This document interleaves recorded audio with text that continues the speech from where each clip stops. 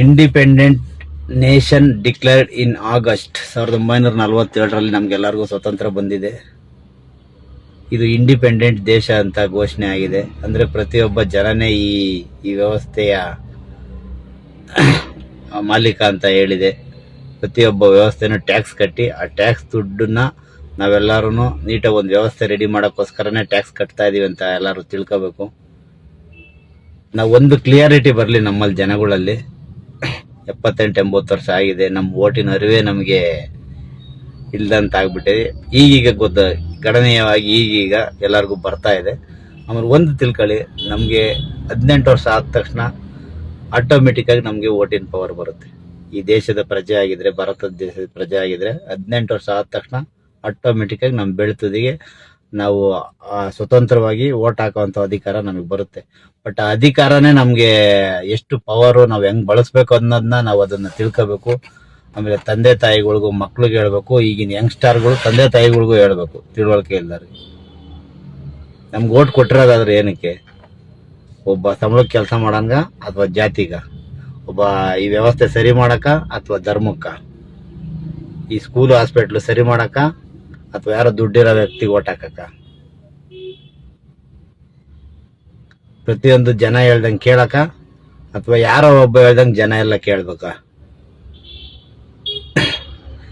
ಈ ಯಾಕೆ ಇದನ್ನ ಕೊಟ್ಟಿದ್ದಾರೆ ಅಂದ್ರೆ 5 ವರ್ಷಕ್ಕೊಂದ್ಸರಿ ವಾಪಸ್ ಮತ್ತೆ ಬರ್ತಿದೆ ಅಧಿಕಾರ. ಅದೇನ್ ಮತ್ತೆ ಅಷ್ಟಕ್ಕೆ ನಿಲ್ಸಿಲ್ಲ ನೋಡಿ. ಅವರೆಷ್ಟು ಬುದ್ಧಿವಂತರು, ಎಷ್ಟು ಆಲೋಚನೆ ಮಾಡಿದ್ದಾರೆ ನಮ್ಮ ಅಂಬೇಡ್ಕರ್ ಅವರಾದ್ರೆ. 5 ವರ್ಷಕ್ಕೊಂದ್ಸರಿ ಮತ್ತೆ ಅಧಿಕಾರ ನಮ್ಮ ಕೈಗೆ ಬರುತ್ತೆ.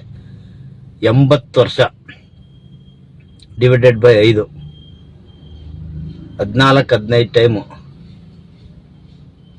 14-15 ಚಾನ್ಸ್ ಸಿಕ್ಕಿದೆ ನಮಗೆ. 14-15 ಟೈಮ್ ಒಂದು ವಿಧಾನಸಭೆ ಆಗಲಿ, ಒಂದು MP-ಗಾಗಲಿ, ಮೆಂಬರ್ಗಾಗಲಿ ಇಷ್ಟೊಂದು ಓಟ್ಗಳು 14 ಅವಕಾಶಗಳು ಸಿಕ್ಕಿರೆ, ಒಂದೊಂದು ಅವಕಾಶಗಳು ಸಿಕ್ಕಿದಾಗಲೇ ಸರಿ ಮಾಡಿಲ್ಲ, ಅವ್ನು ಸರಿ ಮಾಡಿಲ್ಲ ಅಂದ್ರೆ ಚೇಂಜ್ ಮಾಡ್ಕೋಣ ಅಂತ ಮನಸ್ಥಿತಿ ಇರೋ ನಾವು ಜನಗಳು. 14-15 ಟೈಮ್ ಆದ್ರೂ ಮತ್ತೆ ಯಾಕೆ ಅದೇ ತರ ಈ ವ್ಯವಸ್ಥೆ ಸರಿ ಮಾಡೋದಕ್ಕೋಸ್ಕರ ಬಿಟ್ಟು ಬೇರೆ ಏನೇನ್ಕೋ ಓಟ್ ಹಾಕ್ಬಿಟ್ರೆ ನಮ್ಗೆ ಅಧಿಕಾರ ಸಿಕ್ಕಿ ಏನ್ ಪ್ರಯೋಜನ? ನಮಗೆ ಸ್ವತಂತ್ರ ಬಂದ ಏನ್ ಪ್ರಯೋಜನ?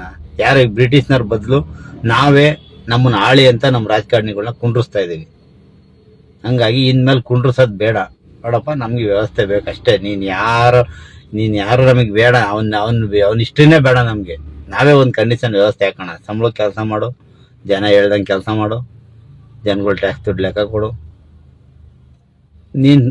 ನಿನ್ನ ಅಧಿಕಾರ 6 ತಿಂಗಳಿಗೊಂದ್ಸರಿ ಜನನೇ ಕೇಳು, ನಾನು ಸರಿಯಾಗಿ ಕೆಲಸ ಮಾಡ್ತಿದ್ದೀನಿ ಅಂತ. ಜನ 50% ಜಾಸ್ತಿ ಜನ ಇಲ್ಲ ಅಂದ್ರೆ ನಿನ್ನ ಅಧಿಕಾರ ಬಿಟ್ಟು ಇಳ್ದವು. ನಾವು ಇದನ್ನಲ್ಲೋ ಆಲೋಚನೆ ಮಾಡ್ಬೇಕಾಗಿರೋದು.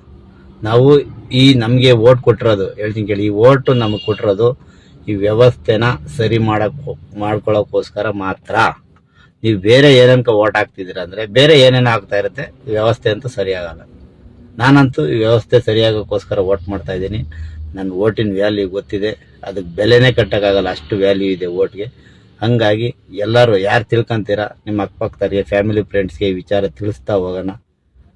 ಯಾರಾದ್ರೂ ಬರಲಿ, ಸಂಬಳಕ್ಕೆ ಕೆಲಸ ಮಾಡೋಣ ಬರಲಿ, ಈ ವ್ಯವಸ್ಥೆ ಸರಿಯಾಗಲಿ, ಅಷ್ಟೇ ನಮ್ಮ ಉದ್ದೇಶ. ಪ್ರಜೆಗಳಿಂದ ಪ್ರಜಾಕೀಯ, ಪ್ರಜೆಗಳಿಗಾಗಿ ಪ್ರಜಾಕೀಯ, ಪ್ರಜೆಗಳಿಗೋಸ್ಕರ ಪ್ರಜಾಕೀಯ.